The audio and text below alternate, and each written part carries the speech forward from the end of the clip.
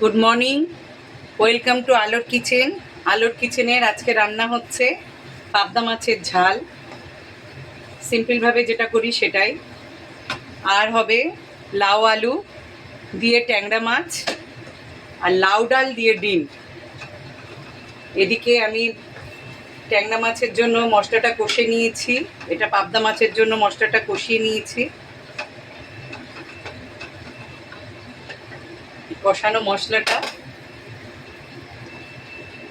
আমি কুকারে দিয়ে দেব। লাউটা আমি কুকারেই গলাই, কুকারে না দিলে কেমন জানি তাকিয়ে থাকে। আর আমি সেম মাছ খাই কারণ আমার বাচ্চারা এইগুলোই খায়। ট্যাংরাটা শুধু আমিই খাবো, ওরা খাবে না। ওরা পাবদা রুই ছাড়া অন্য কিছু খায় না, যার জন্য এই কটা মাছই আমার করতে হয় রান্না।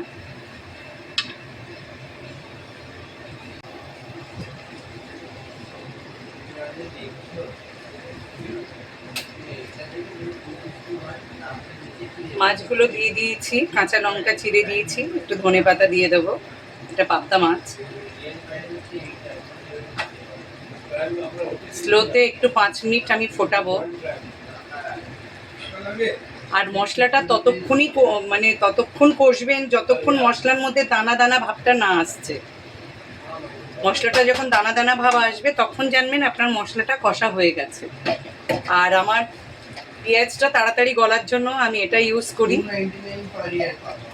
এটাতে পেঁয়াজ করলে খুব তাড়াতাড়ি গলে যায়।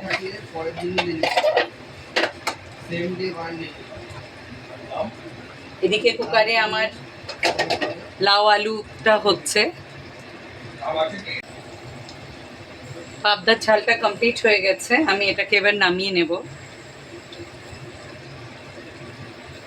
কুকারে লাউটা গলে গেছে, এবার কড়াইতে আমি দিয়ে দিয়েছি।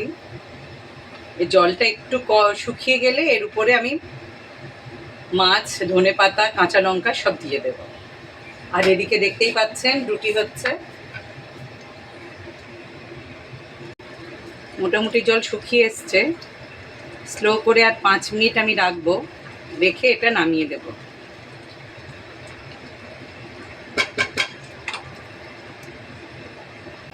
এবারে আমি লাউ আর ডাল, টমেটো এগুলো একটু নুন দিয়ে আমি গলিয়ে নেব। আর এদিকে ততক্ষণ আমি দুটো পেঁয়াজ লঙ্কা দিয়ে ডিম ভাজা করে মশলাটা করব।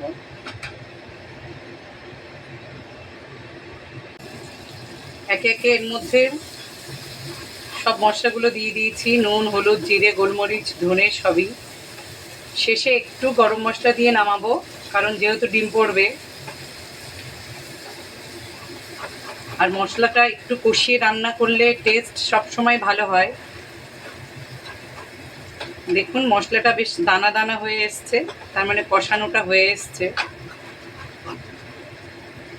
আর মশলা সেম থাকে কিন্তু রান্নার পদ্ধতির জন্য রান্নার টেস্ট আলাদা হয়। আমার এই পদ্ধতিতে একটু রান্না করবেন, দেখবেন ভালো লাগবে।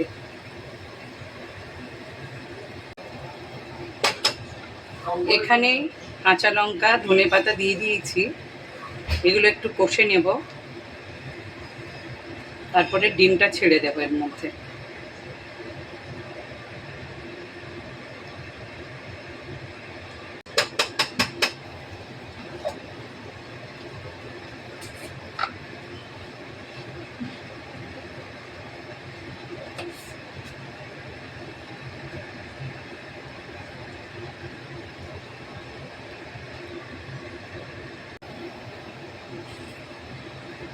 এবারে ডিমগুলো দিয়ে দেব।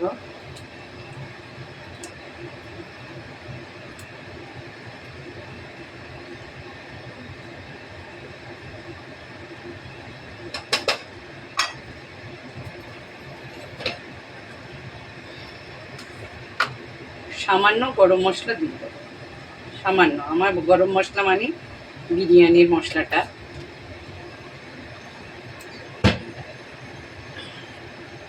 এটা ফুটে উঠেছে, আর 2-4 মিনিট পরে আমি নামিয়ে দেব।